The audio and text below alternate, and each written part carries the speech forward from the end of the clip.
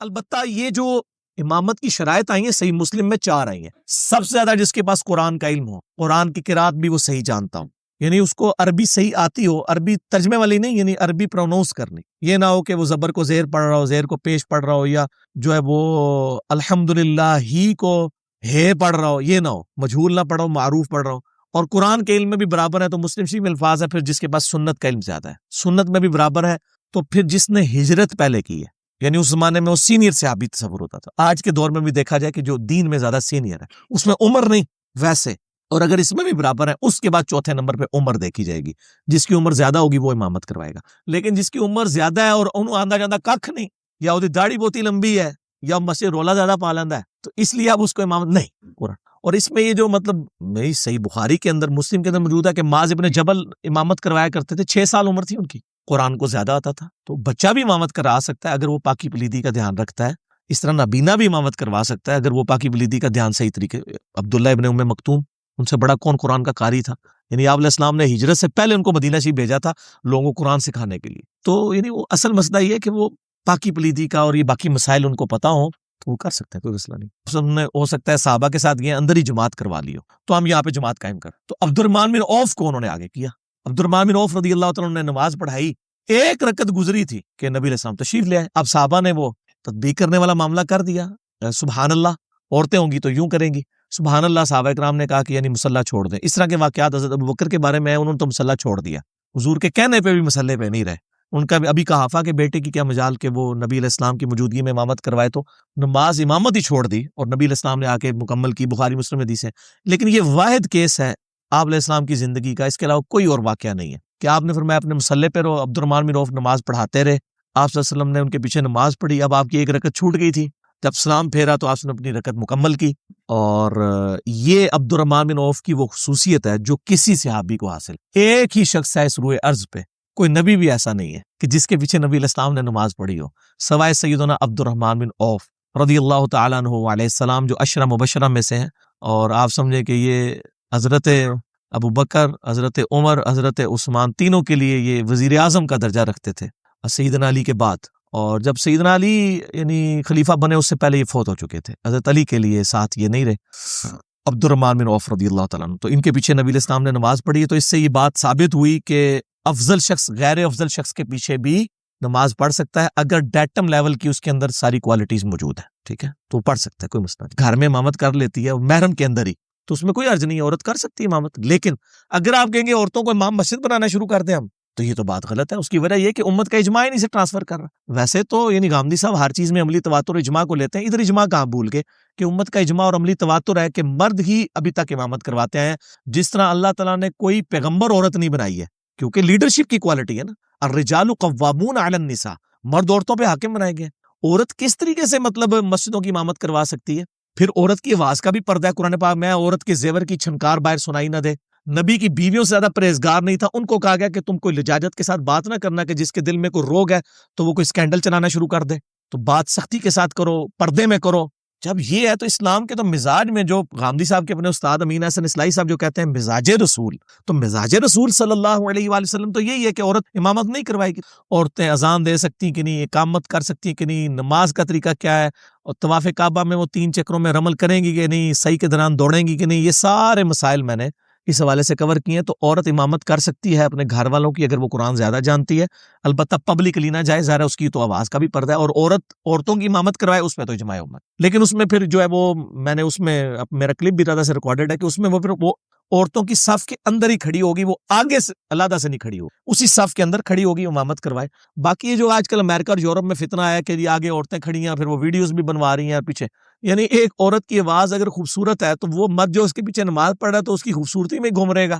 وہ نماز انہیں کھیت ہے مٹی پڑھنی ہے. پھر عورتوں کے ساتھ نیچرلی ایسی چیزیں ہیں کہ ان کو پیریڈز آ جاتے ہیں، نماز کے دوران بھی آ سکتے ہیں، تو پھر وہ کسی سے کسی پیچھے اور مرد کو ہاتھ سے پکڑ کے آگے کرے گی، مطلب پاسبل نہیں ہے نا. تو یعنی یہ اسلام کے کلچر میں نہیں چیز بیٹھتی ہے کہ عورتیں جو ہیں وہ پبلکلی آ کے امامت کریں. گھر کے اندر اگر وہ صرف محرم رشتہ داروں میں امامت کر لیتی ہیں تو اس میں کوئی حرج نہیں ہے، اور عورتوں کی امامت کرتی ہیں تو اس میں بھی کوئی حرج نہیں ہے، جواز اس کے اندر موجود ہے. لیکن وہ والا جو مسئلہ ہے نا کہ جی وہ مردوں کی امامت کروائے اور جا کے مسجدوں میں عورتوں کو امام رکھنا شروع کر دیا جائے، تو یہ بالکل اجماع امت کے خلاف ہے. میرے نزدیک یہ امت کی ایجاد کردہ بدعتوں میں سے ایک بدعت ہے کہ عورتوں کو مسجد کا امام بنایا جائے. یہ بدعت ہے, کوئی شک نہیں اس کے اندر. اب بخاری میں حدیث آتی ہے کہ ایک شخص آیا مسجد میں, اس نے کونے میں پیشاب کرنا شروع کر دیا. ہمارا تو بچہ بھی یہ کام نہیں کرے گا, اس لیے کہ بچے کی بچپن سے تربیت ہوئی ہے. اس وقت نیا نیا اسلام آیا ہے تو لوگ آستہ آستہ لرن کر رہے تھے, پھر آپ نے اس کو بلا کے سمجھایا کہ مسجد میں یہ کام نہیں کرنا. تو آپ ان حالات و واقعات میں بھی چیزوں کو لے کے دیکھیں کہ اس وقت کیا صورتحال تھی. اس کے بعد جب اس چیز کو اسٹیبلش کیا جاتا ہے نا, جو چیز اسٹیبلش ہوگی وہ ایز اے دین, ایک اسپیسیفک کیس سے آپ یہ معاملہ نہیں لے سکتے. وہ اسٹیبلش تو میں بتا رہا ہوں اجماع ہے, ہمیں دکھائے نا, مطلب کہ ایک روایت کو لے کے آپ اجماع کو, میں نے پہلے بھی بتایا کہ امام شافعی نے کتاب الام میں لکھا ہے کہ اگر کوئی صحیح حدیث بھی ہو اور اجماع امت سے ٹکرا رہی ہو, وہ حدیث چھوڑ دی جائے گی, وہ منسوخ تصور کی جائے گی اور اجماع امت کو دی جائے گی. اور یہاں پہ تو کلیئر بھی کوئی نہیں ہے, چاہے جائے کہ ایک ام ورقہ کی ایک اکلوتی جو وہ غریب حدیث کو لے کے تو آپ پورے اجماع کا انکار کرنا شروع کر دیں. اجماع امت اور عملی تواتر کو تو غامدی صاحب خود جو ہے حدیث کے اوپر پرائرٹی دیتے ہیں. حدیث کیا, وہ تو حدیثوں کے اوپر پرائرٹی دے دیتے ہیں. اور یہ تو ابو داؤد کی ایک روایت ہے, ہماری وہ مین سٹریم کی بخاری مسلم میں بھی نہیں آئی ہوئی, ٹھیک ہے, اور وہ بھی ایمبیگوس ہے, مبہم. اور میں نے بتا دیا کیٹاسٹرافک کنڈیشن ہو سکتی ہے. دارہا کے الفاظ ہیں, وہ کہتے ہیں اس سے مراد احاطہ ہے, احاطہ ہے, تو وہ ہو سکتا ہے کہ وہاں پہ مطلب اور کوئی قرآن کا علم والا بندہ ہی موجود نہ ہو, تو وہ اپنے محرم لوگوں کو پڑھا رہی ہوں. تو اس طریقے سے نہیں یہ معاملات. رزلٹ نکالنے کے لیے آپ کو ڈیفینیٹ دلیل چاہیے. کیا سرائیوں سے تو آپ کچھ سے کچھ رزلٹ نکال دیں گے. لوگ پتہ نہیں کیا کیا چھوٹی سی بات لیتے ہیں تو کہتے ہیں جی اے ہو گیا ہوگا. جس طرح ہمارے وہ اہل حدیث بھائی ہیں, وہ کہتے ہیں جی وہ نبی علیہ السلام ایک دفعہ مسجد میں آئے تو آپ فوراً چلے گئے, صحیح بخاری میں حدیث ہے. پھر آپ آئے, آپ نے فرمایا کہ میں بھول گیا تھا, میں جنبی تھا, غسل فرض تھا مجھ پہ, میں غسل کرنا بھول گیا تھا. اور صحابہ کہتے ہیں کہ ہم نے آپ سے ان کے بالوں سے پانی کے قطرے ٹپکتے ہوئے دیکھے, یعنی آپ اسی حالت میں آ کے آپ نے فجر کی نماز پڑھائی. تو اس سے اہل حدیث نے پتہ کیا رزلٹ نکالا ہے, کہتے ہیں اس سے پتہ چلا آزم نے ننگے ساتھ نماز پڑھائی ہے. یار بالوں میں سے اگر پانی کے قطرے ٹپک رہے تھے تو وہ جو صحابی روایت کر رہا ہے وہ بھی تو کہہ سکتا کہ آپ صلی اللہ علیہ وسلم ننگے سر تھے. وہ قطرے تو ٹپکیں گے کیونکہ آپ نے زلفیں رکھی ہوئی تھی, اور زلفیں یہاں تک ہوتی ہیں, تو آپ نے پگڑی بھی پہنی ہو تو بال پانی یہاں سے ٹپک رہا ہوگا, یہاں سے تو نہیں ٹپک ٹپک کے ایسے گر رہا تھا. What nonsense this. یعنی آپ چھوٹی چھوٹی چیزوں کے اوپر کیا کیا رزلٹ نکالنا شروع کر دیتے ہیں, جبکہ وہ رزلٹ اس طرح ہوتا نہیں ہے. خود کیا سرائی نہ کریں, تو یہ بالکل بیوقوفی ہے. نان سینس کہتے ہیں بیوقوفی کو. بیوقوفی جمعہ بھی پڑھ رہی ہوتی ہیں کہ پھر وہ لادہ انتظام ہونا چاہیے نا, مکس گیدرنگ نہ ہو, پھر کیمرے بھی نہ لگے. اب کل وہ فیصل آباد کی خبر آ رہی تھی کہ وہ کپڑے چینج کرنے, گارمنٹس کی دکان کے اوپر کیمرہ لگایا ہوا تھا جہاں عورتیں کپڑے چینج کرتی تھی. تو یہی کچھ ہونا ہے آپ کے ساتھ جب آپ اس قسم کے مطلب حرکتیں کریں گے, تو یہ کام نہیں ہونے چاہیے. مسجدوں میں ویب کیم نہ ہو, انہی مسجدوں میں عورتیں اعتکاف بھی بیٹھیں اور نماز بھی پڑھیں. اور اگر کہیں پہ ایسی ہے کہ لوگ چھپ کے خفیہ ویڈیوز بنا رہے ہیں آپ کی, تو عورت کی تو میں نے مسئلہ 161B میں بتایا کہ عورت کی نماز گھر میں افضل ہے مسجد سے, اور گھر میں بھی کوٹری میں پڑے گی تو افضل ہے. کئی حدیثیں بتائی ہیں. تو عورت کی تو ایک, عورت کا تو مطلب ہی چھپانے کی چیز ہے, عورت کہتے ہیں چھپانے کی چیز, تو پردے کی چیز ہے. تو وہ جمعے کے لیے اس لیے کہا جاتا ہے تاکہ وہ دین کا علم حاصل کریں, کیونکہ جمعے کا اصل مقصد تقریر ہے. نماز اس لیے 2 رکعتیں کم کر دی گئی. لیکن اگر جمعے کی مسجد میں جا کے ان کو کچھ بھی نہیں مل رہا, ٹھیک ہے, تقریر بھی کیا ہو رہی ہے جی, وہ غریب باتیں ہو رہی ہیں, تو وہ گاڑی میں زور کی نماز ہی پڑھے, کوئی ضرورت نہیں ہے.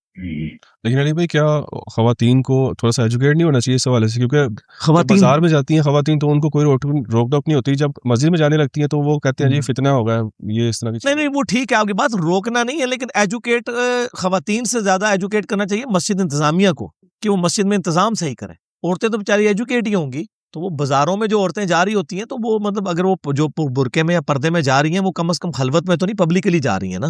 اور یہ بھی تو خطرہ نہیں ہے, وہاں پہ اب مسجد میں جب جائیں گی تو انہوں نے نقاب بھی اتارنا ہے, نماز پڑھنی ہے, ان کی کوئی ویڈیو بنا لیتا ہے چھپ کے, کل کو نیٹ کے اوپر چڑھا دینا ہے فلانے مولوی صاحب دی زنانی ہے, فلانے دی زنانی ہے, تو مصیبت نہیں کھڑی ہو جائے گی.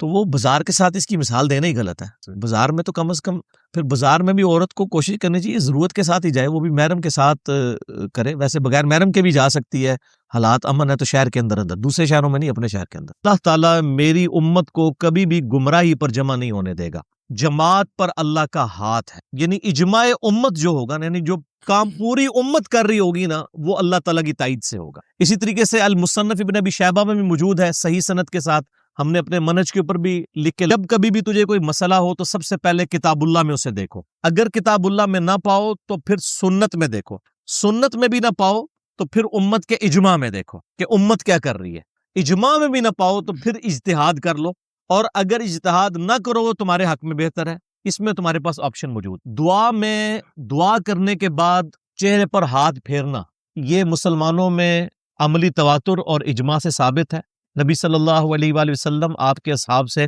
نسل در نسل یہ چیز ٹرانسفر ہوئی ہے، جس کا ثبوت یہ ہے کہ پوری دنیا کے مسلمان دعا کرنے کے بعد چہرے پر ہاتھ پھیرتے۔ اب کسی آیت یا حدیث کی دلیل کی ضرورت نہیں ہے، کیونکہ اجماع امت ہے۔ جس چیز کے اوپر اجماع ہو اس کے لیے دلیل کی ضرورت نہیں ہوتی، اجماع خود سب سے بڑی دلیل ہے۔ قرآن کی اتھینٹسٹی بھی خود اجماع امت ہے۔ ہمارے سامنے تو قرآن نازل نہیں ہوا، لیکن یہ اجماع اور عملی تواتر سے پوری دنیا کے مسلمانوں نے ایک ہی قرآن ٹرانسفر کیا ہے۔ اسی طریقے سے پوری دنیا کے مسلمان جب بھی دعا مانگتے ہیں تو چہرے پر ہاتھ پھیرتے ہیں۔ یہ عملی تواتر سے چیزیں نقل ہوئی ہیں الحمدللہ۔ احادیث میں موجود ہے، لیکن احادیث سے بڑی دلیل عملی تواتر ہے۔ کتاب الام میں امام شافعی رحمہ اللہ تعالیٰ کا قول صبر کی جائے گی۔ امت اجماع میں گمراہی کا شکار نہیں ہو سکتا ہے وہ حدیث ضعیف ہو یا وہ حدیث منسوخ ہو۔ کسی صحیح حدیث میں نہیں آیا کہ مردے کو قبلہ رخ دفنانا ہے۔ یہ عملی تواتر اور اجماع سے ٹرانسفر ہوا ہے کہ نبی صلی اللہ علیہ وآلہ وسلم جب بھی دعا کرتے تو دعا کے بعد چہرے پر ہاتھ پھیرا کرتے تھے اور اس کی تعلیم فرمایا کرتے تھے۔ لیکن یہ روایت اصول محدثین کے اوپر کمزور ہے۔ عبداللہ ابن عمر رضی اللہ تعالیٰ عنہما اور عبداللہ ابن زبیر رضی اللہ تعالیٰ عنہما دو جلیل القدر نہ صرف صحابی ہیں بلکہ فقیہ صحابہ میں سے۔ ان کے بارے میں الادب المفرد میں عمل ثابت ہو جائے گا تو ظاہر دین تو صحابہ سے ٹرانسفر ہوا ہے، تو اس کو فٹ نوٹ پہ انہوں نے لکھ دیا۔ اب میں اس میں آپ کو مزے کی بات بتاؤں، یہ الادب المفرد کی روایت جو ہے نا بالکل سونے کی مہر صحیح ہے۔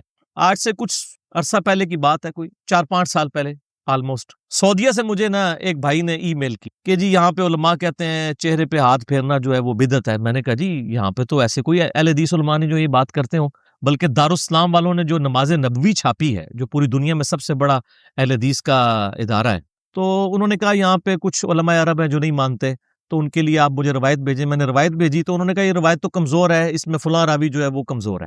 اچھا، جس راوی کے اوپر انہوں نے جرح کی نا، تو میں نے اس راوی کو مکتبۃ شاملہ میں ڈالا، اور ڈالنے کے بعد جب صحیح بخاری کو سلیکٹ کیا تو کم از کم 12 حدیثیں اسی راوی سے صحیح بخاری میں تھی۔ پھر میں نے بخاری کی وہ 12 حدیثیں ان کو بھیجی کہ اگر وہ روایت ضعیف ہے تو 12 یہ روایتیں بھی آپ فارغ کرو، بخاری کو تو آپ ضعیف کہنے کی ضرورت نہیں کسی کی۔ تو وہ عالم صاحب نے بات مانی تو نہیں، لیکن خاموش بھی ہو گئے۔ ظاہر ماننا تو نصیب والوں کا حصہ ہوتا ہے، لیکن خاموشی بھی بہت بڑی کامیابی ہے۔ تو یہ الحمدللہ روایت بالکل صحیح ہے۔ اور اس کے بعد یہ بھی یاد رکھیے گا کہ ہاتھ اٹھا کے دعا کرنا یہ اللہ تعالیٰ کو بڑا محبوب ہے۔ جامعہ ترمذی میں حدیث موجود ہے، جو ہاتھ اٹھا کے دعا کرے کہ اسے محروم لوٹایا جائے، یعنی اللہ تعالیٰ اس سے حیا محسوس کرتا ہے کہ اس نے ہاتھ اٹھا کے فقیروں کی طرح مجھ سے مانگا ہے تو میں اسے واپس کیوں کروں۔ تو ہاتھ اٹھا کے دعا کرنا زیادہ افضل ہے بغیر ہاتھ اٹھائے۔